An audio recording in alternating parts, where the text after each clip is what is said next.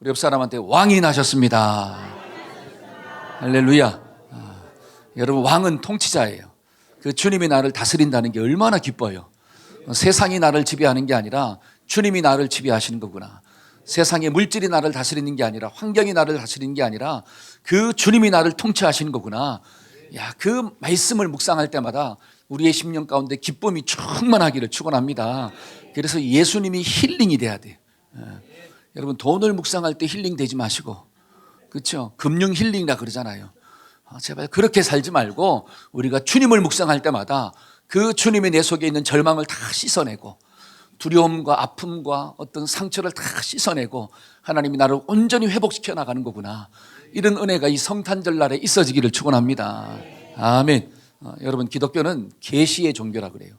여러분, 계시라고 하는 게 뭐냐면 나타내 보여준다는 의미가 있어요. 하나님이 자신을 드러내 보여주시는 거예요. 그런데 우리가 왜 하나님을 볼 수가 없느냐? 자, 성경을 보니까 이런 말씀이 있습니다. 자, 로마서 3장 23절 한번 읽어봅시다. 모든 사람이, 시작, 모든 사람이 죄를 범하였음에 하나님의 영광에 이르지 못하였더라. 모든 사람들이 죄를 범했기 때문에 하나님의 영광에 이르지 못해요. 하나님을 보고 싶어도 볼 수가 없다라고 하는 것입니다. 그 다음에 모든 사람들이 죄를 범했기 때문에, 자, 로마서 3장 10절과 11절 기록된 바, 시작, 기록된 바 의인은 없나니 하나도 없으며 깨닫는 자도 없고 찾는 자도 없도다. 그러니까 모든 사람들이 죄를 범했기 때문에 하나님을 찾고자 하는 마음도 안 일어난다는 거예요. 하나님을 찾는다라고 하는 것은 하나님이 주인 되시고 하나님이 나의 왕이 되시고 통치자가 된다는 것을 인정해야 되는데, 하나님을 통치자로 인정하고 싶은 마음이 내 속에는 털끝만큼도 일어나지 않는다는 거예요. 왜? 내가 죄인이 되었기 때문에. 여러분, 죄인 되었다라고 하는 것은 내가 주인 되어 산다는 뜻이에요. 전부 다 누가 주인 되어 살았습니까? 이때까지는 내가 주인 되어 살았잖아요. 내 마음대로 살았잖아요. 내 고집대로 살았잖아요. 내 방법대로 살았잖아요. 여러분, 세상이 가르쳐주는 가치관대로 살았잖아요. 그랬더니 어떻게 되었느냐? 이 모양 이 꼴이 되었구나. 그렇죠? 그러니까 요 인생이 바뀌려면 누구를 좀 바꿔야 된다는 거예요. 주인을 좀 바꾸자는 거야. 한 딸 입사, 주인을 바꿔야 삽니다. 시작. 그런데 그 주인을 바꾸고자 하는 마음이 내 속에서 일어나지 않는다는 거예요. 그러니까 하나님이 나타내 보여주신 거예요. 야, 내가 정말 너의 주인이야 라고 보여주신 게 계시다라고 이야기합니다. 계시. 그래서 성탄절은 하나님이신 예수님이 이 땅 가운데 오신 날이구나. 그래서 그 예수님이 어떻게 인간의 모든 만물의 주인 되신다라고 하는 것을 보여주셨구나. 그게 성탄절이에요. 저와 여러분들이 성탄의 날에 정말 하나님이신 그 예수님을 좀 보고 깨닫는 은혜가 있어지기를 축원합니다. 그러니까 그 주님이 나를 사랑한다고 하니까 기뻐요, 안 기뻐요? 여러분, 프로포즈 받을 때 기뻐요, 안 기뻐요? 어떤 청년은 프로포즈를 하기 위해서 룸도 빌리고, 그렇죠? 뭔가를 주문해가지고 있잖아요. 이 룸을 갖다가 막 파티룸으로 쫙 바꾸고, 온갖 정성을 다 들여가지고 어떻게 합니까? 내가 너를 사랑해. 그 고백을 받은 그 상대방은 좋을까요? 성질이 날까요? 만약에 그런 고백을 받는데 인상을 팍 쓰고 있어. 그 다음에 반지 하나를 딱 줬는데 있잖아. 이게 뭐야 하고 집어 던졌어. 여러분, 그러면 얼마나 준비한 그 청년의 마음이 절망과 낙심으로 바뀔까요? 입장 바꿔놓고 생각해가지고 하나님은 나를 사랑하신다라고, 하나님이신 예수님이 인간이 볼 수 있는 눈으로 이 땅 가운데 오셔가지고 내가 너를 정말로 사랑해. 한번 내가 너를 사랑해. 시작. 아멘. 그 말씀을 인간이 알아들을 수 있는 언어로 전달해 주셨다라고 하는 사실이야. 그러니까 그 소식을 들으니까 내 마음 가운데 막 기쁘고 기뻐하였더라. 저와 여러분들의 심령 가운데 이 성탄의 날에 하나님의 기쁨이 있어지기를 축원합니다. 그래서 계시에는 두 가지가 있더라고 그래요. 두 가지. 첫째는 자연 계시예요. 이게 일반 계시라고 하는데 이게 자연 계시다. 다른 말로 하나님은 모든 만물을 통하여 하나님 자신을 보여주셨더라. 그게 성경에 나와요. 자, 로마서 1장 20절. 창세로부터, 시작. 창세로부터 그의 보이지 아니하는 것들, 곧 그의 영원하신 능력과 신성이 그가 만드신 만물에 분명히 보여 알려졌나니 그러므로 그들이 핑계하지. 여러분, 계시라고 하는 것은 하나님이 자신을 보여주시는 거예요. 하나님이 어떤 분이라는 걸 보여줬습니다. 근데 무엇을 통해 보여줬느냐? 만물을 통해 보여줬대요. 우주 만물을 통해서 하나님의 신성과 능력이 나타내 보여졌더라. 그래서 사람들은 뭐 하지 못하느냐? 핑계할 수가 없도다. 하나님이 없다라고 하는 것을 핑계할 수가 없는 거예요. 왜? 네가 봤지 않느냐라고 하는 거예요. 부정할 수가 없습니다. 부정한다라고 하는 것은 누구한테 책임이 있느냐? 하나님한테 책임이 있는 게 아니라 나에게 책임이 있다라고 하는 거예요. 여러분, 하나님은 하나님의 신성과 능력을 반드시 만물 가운데 자연 속에 보여주셨구나. 근데 어떤 특별한 사람한테만 보여준 게 아니라 모든 사람한테 보여줬대요. 그러면 그 어떤 사람도 하나님 앞에 섰을 때는 뭐 할 수가 없다? 핑계할 수가 없대요. 아이, 하나님 몰랐는데요? 몰라서 못 믿었는데요? 그렇게 말할 수가 없다는 거예요. 왜? 모든 사람한테 보여줬기 때문에. 그러니까 마태복음 5장에 이런 말씀이 있어요. 이같이, 자 시작, 이같이 한즉 하늘에 계신 너희 아버지의 아들이 되리니 이는 하나님이 그 해를 악인과 선인에게 비추시며 비를 의로운 자와 불의한 자에게 내어주십니다. 하나님이 햇빛을 비춰주는데 하나님은 이 햇빛을 선한 사람한테만, 하나님을 인정하는 사람한테만 착 비춰주고 하나님을 인정하지 않고 자기 마음대로 사는 사람한테는 햇빛을 거두었느냐? 그렇지 않다는 거예요. 비를 내릴 때도 예수 잘 믿는 사람한테만 비를 내려서 옥토 만들고 믿지 않는 사람의 땅에는 비를 안 줘가지고 막 어떻게 해요? 기근의 땅으로 만들었느냐? 그렇지 않다는 것입니다. 악인과 선인에게 동일하게 햇빛을 주시고 비를 주셨구나. 여러분, 이 말씀은 하나님은 모든 사람들을 사랑하신다는 거예요. 하나님은 모든 사람들이 하나님을 알아가기를 원하고 있다고 하는 뜻이에요. 이 하나님의 사랑을 좀 깨달으시기를 축원합니다. 그래서 모든 사람들이 이 성탄의 달에 하나님이 보여주신 그 계시를 통해서 하나님의 사랑을 깨달으면 얼마나 할렐루야겠어요. 한번 따라합시다. 하나님의 사랑을 깨닫고 삽시다. 핑계할 수가 없대요. 두 번째 계시가 있는데 그게 뭐냐면 특별 계시예요. 특별한 계시다. 그 특별 계시의 첫 번째가 뭐냐? 성경이에요. 성경, 바이블. 우리가 읽고 있는 이 성경 말씀이 하나님의 특별 계시입니다. 우주 만물을 만드신 그분이 누구냐라고 하는 거예요. 우주 만물을 만드신 분은 반드시 존재하는데 그분이 과연 누구냐? 성경을 보니까 태초에 하나님이 천지를 창조하셨더라. 하나님이 우주 만물의 주인 되신다라고 하는 것을 보여주는 게 특별 계시예요. 여러분, 우리가 성경이 없으면 하나님을 만날 수가 없습니다. 그래서 하나님은 자연을 통하여 하나님의 존재를 설명해 주시고 성경을 통하여 그 만물을 만드신 분이 누구다? 하나님이라고 하는 사실을 가르쳐 주신 거예요. 때문에 우리가 성경을 읽을 때 하나님을 만나는 역사가 나타나는 거구나. 또 하나의 특별 계시가 있습니다. 그게 표적이에요. 표적. 다른 말로 하면 기적입니다. 하나님은 기적이라고 하는 수단을 통해서 하나님의 능력을 사람들한테 보여주는 거예요. 여러분, 성경을 한번 보세요. 기적은 기적 자체로 존재하지 않아요. 어떤 사람 죽을 병에 걸렸다가 병이 나았대요. 엄청난 기적 아닙니까? 여러분, 의사도 포기한 병이에요. 고칠 수 없다라고 하는, 현대의학으로는 어떻게 할 수가 없대. 근데 그 사람이 나았어. 지금 그 사람이 뭘 경험한 거예요? 기적을 경험했잖아요. 여러분, 기적 자체가 목적입니까? 성경에서 기적이 나오는데 성경에서의 기적은 기적 자체가 목적이 아니에요. 그 기적을 일으킨 분이 누구다? 하나님이야. 그 기적의 선물을 주신 분이 누구다? 예수님이야. 그러니까 이 기적을 통하여 누구를 좀 믿어야 돼? 예수를 믿어야 돼. 한때로서 기적을 통하여 예수를 알아야 합니다. 그게 기적의 목적이라고 하는 거예요. 하나님이 병을 고쳐주신 목적이 무엇입니까? 하나님은 병을 고칠 수 있는 능력이 있다고 하는 걸 보여주시는 거예요. 그걸 보고서도 주님을 믿지 않아. 그걸 체험하고서도 주님이 없다 그래. 그러면 하나님 앞에서 받을 심판이 얼마나 크겠습니까? 저와 여러분들이 기적을 경험할 때마다 살아계신 하나님의 능력이 좀 보여지기를 축원합니다. 그게 사인, 다른 말로 하면 표적, 계시다라고 하는. 그러니까 하나님은 성경을 통하여 또는 표적을 통하여 하나님의 자신을 보여주시는 거구나.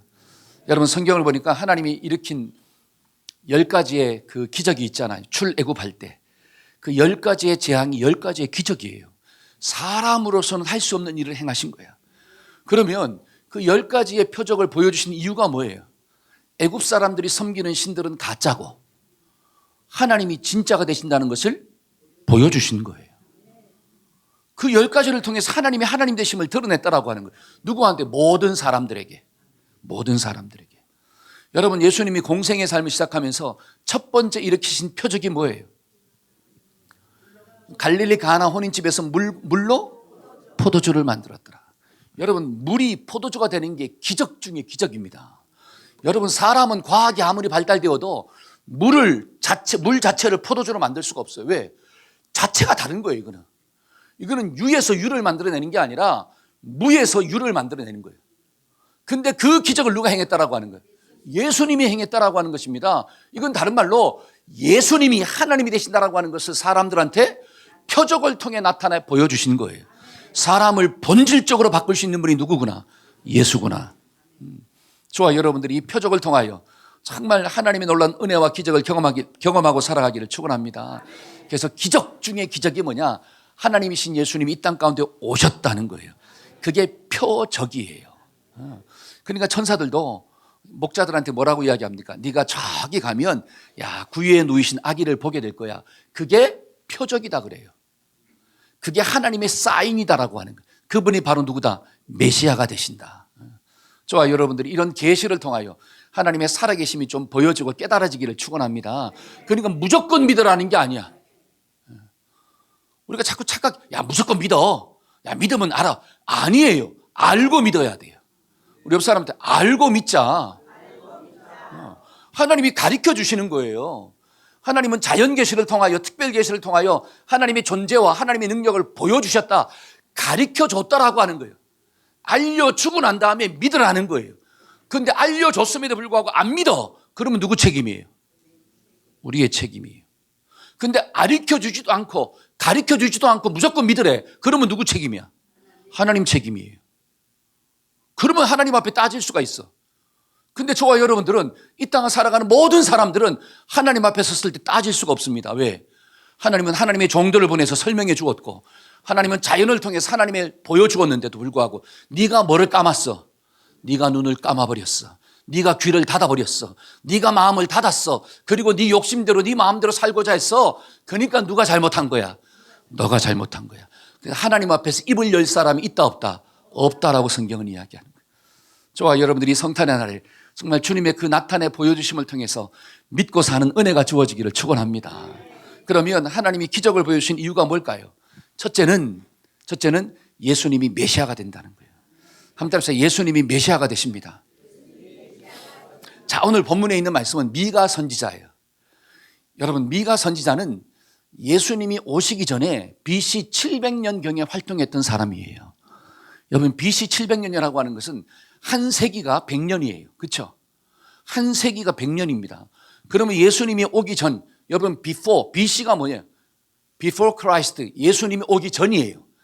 아도 도미네, 이거는 예수님이 오신 이후예요. 그러니까 예수님이 중심으로 역사의 전과 후가 결정되는 거예요. 그러면 예수님은 가상적인 인물입니까? 실제적인 인물입니까? 역사적인 팩트라고 하는 거예요. 이건 거짓말이 아니에요. 역사적인 팩트인데, 그 주님이 오시기 전 700년 전에 활동했던 선지자가 누구더라? 미가예요.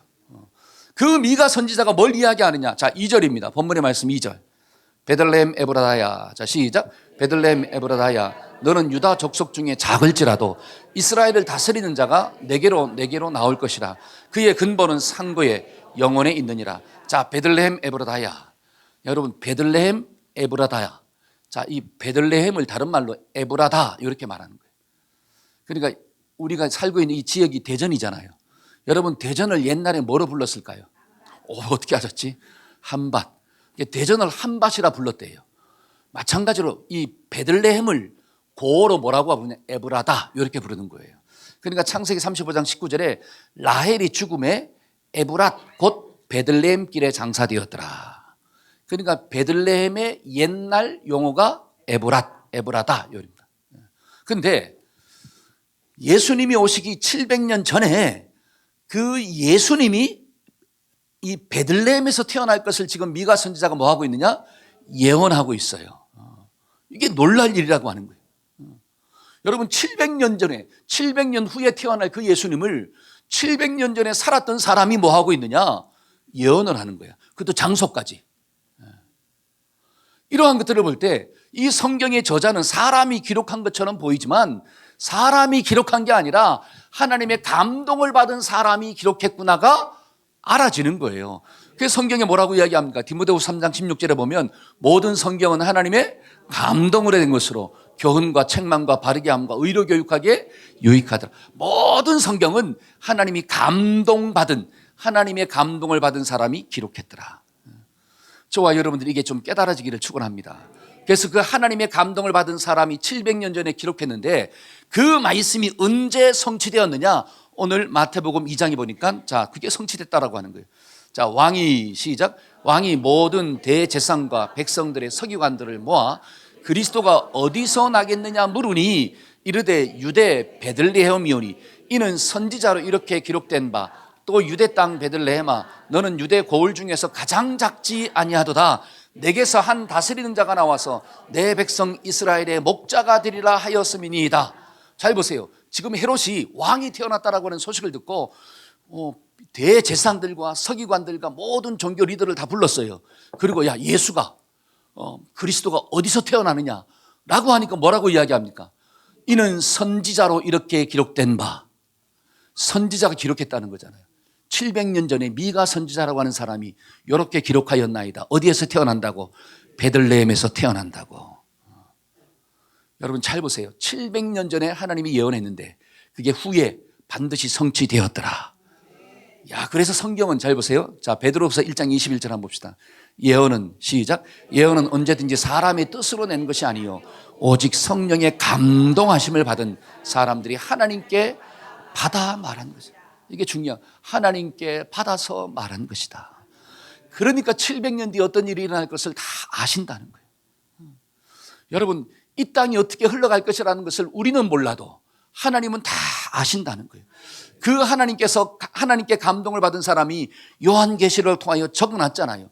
마지막 때가 다가올 것인데 그때는 주님이 다시 오실 거야. 주님이 초림 처음 오신 것처럼 주님은 다시 재림 오신다라고 하는 거예요. 초림이 팩트인 것처럼 재림도 팩트인 줄로 믿습니다. 그 성경을 통하여 믿는 거예요. 여러분 성경을 보니까 이 바튼 페인이라고 하는 신학자가 구약에서 메시아에 대한 이 직간접적인 예언, 그게 몇 구절이 나오느냐? 574구절이 나온대요. 메시아에 대한 예언을 한 게. 그 다음에 또 윌터 카이저라고 하는 신학 박사는 이렇게 이야기합니다.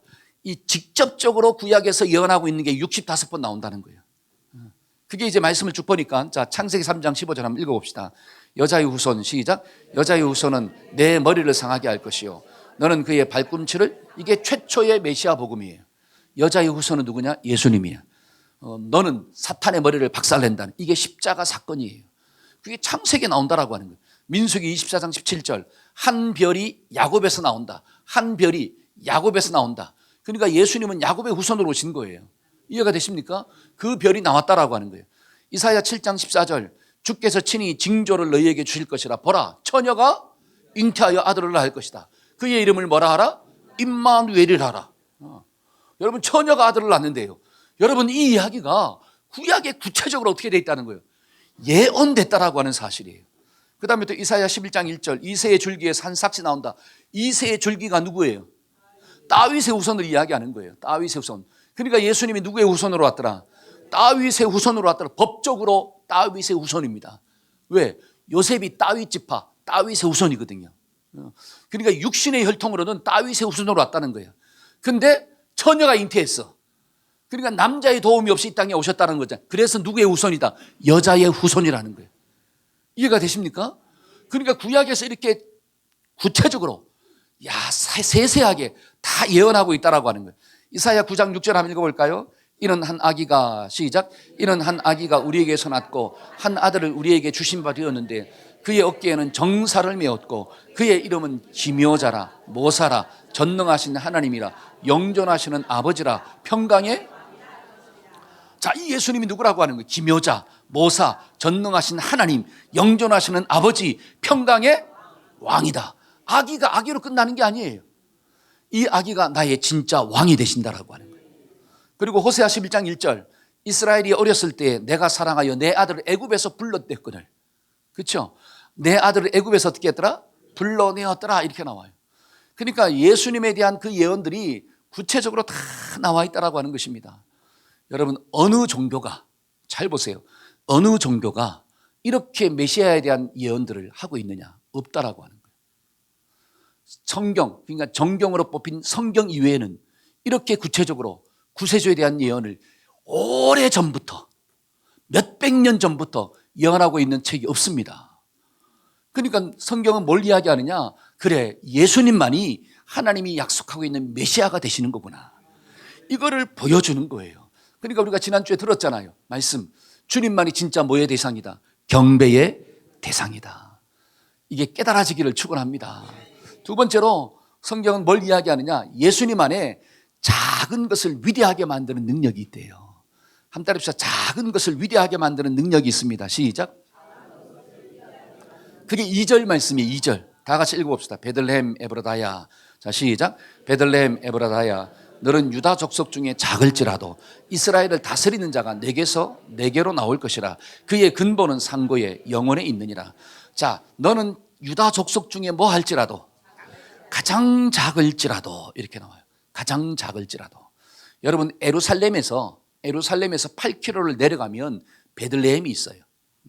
실제적으로 우리가 성지순례 가려고 했는데, 그렇죠?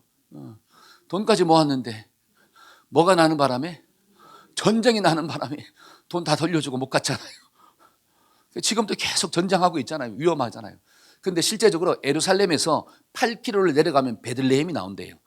예루살렘은 유명한 땅이지만, 지역이지만 베들레헴은 작은 지역. 여러분, 작다라고 하는 것은 영어로 insignificant인데 이게 뭐냐면 중요하지 않다, 무시해도 좋다, 별 볼 일 없다는 뜻이 있대요. 그러니까 베들레헴이라고 하는 지역은 무시받는 지역, 별 볼 일 없는 지역, 사람들이 주목하지 않는 지역이에요. 그러니까 성경을 봐도 여호수아 15장에 땅을 분배하는 사건이 나오거든요. 근데 유다 지파가 이 땅을 받아요. 근데 이 땅을 받는데 베들레헴이라고 하는 지역 이름 안 나와. 왜? 안 중요하니까. 여러분, 느헤미야 11장을 보면 이스라엘 백성들이 바벨론 포로에서 돌아오잖아요. 이제 이 예루살렘 지역을 재건하는데 성벽을 쌓고 하지 않습니까? 근데 베들레헴이라고 하는 이름은 나오질 않아. 왜? 그만큼 작고 보잘것없는 지역이야. 이해가 되시죠? 그러니까 오늘 본문에서도 작은 지역이라고 나오죠. 작다, 무시받는다, 천대받는다. 근데 거기에서 누가 태어났다는 거예요. 여러분들이 하나님이라면 이왕 예수님이 오실 거 어디에서 태어나게 만들고 싶어요? 베들레헴이에요? 예루살렘이에요? 저 같으면 예루살렘에 태어나게 할 것 같아. 근데 하나님은 어디에서 태어나게 했더라? 베들레헴. 사람들이 보잘것없게 여기는 곳, 천대받는 곳, 가장 작은 곳, 거기에서 주님이 태어나고 온 땅을 다스릴 리더가 태어났다라고 하는 사실이에요. 그 예수님의 근본은 뭐라고 이야기합니까? 그의 근본은 상고에 있더라. 여러분, 상고라고 하는 게 뭐냐면 역사가 출발되는 그 시점을 이야기하는 거예요. 태초를 이야기하는 거예요. 그러니까 예수님은 태초부터 뭐 했다라고 하는 거예요? 존재했다라고 하는 것입니다. 그의 근본은 영원하다. 다른 말로 하면 예수님은 코에 호흡이 끊어져요, 안 끊어져요? 안 끊어진다는 거예요. 저와 여러분들의 코에는 반드시 어떤 날이 오느냐? 호흡이 끊어질 날이 와요. 근데 주님은 그 호흡이 끊어지지 않는데요. 이거는 예수님의 신성을 의미하는 거예요. 그 주님이 예루살렘이 아니라 베들레헴에서 태어났다. 여러분, 이것이 주는 메시지가 뭘까요? 예수님이 베들레헴에 태어나심으로 그 작은 베들레헴이 위대한 장소가 된 거예요. 다른 말로 예수님은 작은 것을 위대하게 만드는 능력이 있는 줄로 믿습니다. 예수님이 땅 가운데 오심으로 죄인이 의인되는 능력을 체험한 거예요. 여러분, 예수님만이 죄인을 의인으로 만드십니다. 여러분, 예수를 믿을 때 내가 미련하다 할지라도 세상 사람들이 볼 때는 미련한 것처럼 보이지만 이 미련함을 가지고 하나님은 세상의 지혜로운 자들을 부끄럽게 하시는데 쓰신다라고 하는 뜻이에요. 나는 지옥 가는 인생이었지만 내 속에 예수가 있으면, 예수가 믿어지면 지옥 가는 인생이 아니라 천국 가는 인생으로 바뀌어진다는 거예요. 그런 변화의 능력을 가진 분이 누구냐? 예수밖에 없다라고 하는 뜻이에요. 저와 여러분들이 성탄의 달에 이 예수가 영접되기를 축원합니다. 내 속에 예수만 있으면 바뀌는 거예요. 불행한 인생을 살아도 내 속에 말씀만 들어오고 예수만 들어오면 그 불행이 끊어지고 행복한 인생으로 바뀌는 거예요. 여러분, 그분이 왕이잖아요. 그 왕의 능력을 좀 믿고 삽시다. 그러니까 그 작은 베들레헴도 하나님이 위대한 것으로 바꿔버리고 사람들이 기대하고 싶은 곳, 그렇죠? 가보고 싶은 장소로 하나님이 바꿔버렸습니다. 누구로 인하여? 예수님으로 인하여. 저와 여러분들의 심령 가운데 이 예수가 있어지기를 축원합니다. 이게 바로 성탄의 기적이에요. 여러분, 성탄절 날 우리가 예수님만 영접하기만 하면 죄인도 의인으로 바뀝니다. 여러분, 불행한 인생도 행복한 인생으로 바뀌는 거예요. 여러분, 예수를 영접한다는 것은 말씀을 영접한다는 거예요. 내가 왕이 아니라 예수가 왕이 된다는 거예요. 내 생각대로 사는 게 아니라 말씀대로 살아본다는 거예요. 그러면 주님이 나의 인생을 인도하시는구나. 주의 말씀은 내 발의 등이요 내 길의 빛이니이다. 여러분, 이 기적을 경험하는 복된 성탄의 날이 되기를 축원합니다. 아멘. 우리 옆 사람한테 이 기적을 체험하고 삽시다. 할렐루야. 아멘. 저는 말씀의 결론을 맺고자 합니다. 여러분, 하나님이신 예수님이 이 땅에 오셨다는 것 자체가 기적입니다. 이걸 믿으십니까? 아멘. 이 기적을 통하여 예수님이 우리에게 보여주는 게 뭐냐? 그래, 예수님만이 구약에서 예언된 참 메시아가 되시는 거구나. 그래서 그분이 진짜 경배의 대상, 나의 주인 되신다는 거예요. 여러분, 사탄의 공격은 경배의 대상을 바꾸는 거예요. 돈을 경배하게 만들고, 쾌락을 경배하게 만들고, 세상의 성공과 출세를 경배하게 만들고, 사랑의 대상을 바꾸는 게 사탄의 공격이구나. 저와 여러분들은 사랑의 대상이 바뀌지 않기를 축원합니다. 두 번째는 이 기적을 통해서 뭘 가리킬까요? 그래, 예수 안에는 작은 것을 위대하게 만드는 능력이 있구나. 그래서 예수님이 물을 가지고 포도주로 만들었구나. 저와 여러분들이 예수 믿으면 구원받습니다. 마음으로 믿어 의에 이르고 입으로 신하여 구원을 받느니라. 주 예수를 믿어라. 그리하면 너와 네 집이 구원을 받을 것이다. 영접하는 자, 곧 그의 이름을 믿는 자들에게는 하나님의 자녀가 되는 권세를 주셨다. 여러분, 어떤 상처가 있습니까? 어떤 아픔이 있습니까? 절망이 있습니까? 하나님의 말씀, 주님의 말씀을 영접하기만 하면, 그 말씀 앞에 자기를 조정하기만 하면 우리의 인생 가운데 하나님 주시는 기쁨이 한량없이 넘치게 될 줄로 믿습니다. 이 놀라운 기적을 우리가 이 성탄의 날에 경험합시다. 아멘. 한번 기도합시다. 하나님, 오늘도 이 성탄의 날에 주의 말씀을 주시니 감사합니다. 우리 모두가 성탄의 기적을 체험하고 살아가는 복된 인생이 될 수 있도록 주님 역사하여 주시옵소서. 우리 사랑하는 귀한 동역자들, 하나님의 말씀을 통하여서 예수님이 참된 메시아가 되시고 하나님이 보내신 구원자가 되신다라고 하는 것을 믿게 하여 주옵소서. 하나님은 계시를 통하여 보여주신 줄로 믿습니다. 하나님, 자연을 통하여서, 성경을 통하여서, 표적을 통하여 우리에게 보여주신 줄로 믿습니다. 하나님이 주님을 나의 구주로, 나의 왕으로 영접하고 살아갈 수 있도록 도와주옵시고, 예수님을 믿을 때 죄인이 의인되고, 예수님을 믿을 때 지옥 가는 인생이 천국 가는 인생으로 바뀌고, 예수님을 믿을 때 육신의 모든 질병도 떠나가게 될 줄로 믿사오니 하나님, 안수하여 주옵소서. 안수하여 주옵소서. 세상적인 생각도 끊어지게 하여 주옵시고, 욕심도 사라지게 만들어 주옵시며, 육신의 모든 질병도 떠나가는 역사가 나타나게 하여 주시옵소서. 성령 하나님께 함께 하실 줄로 믿사오며 예수님의 이름으로 축복하며 기도하였습니다. 아멘. 아멘.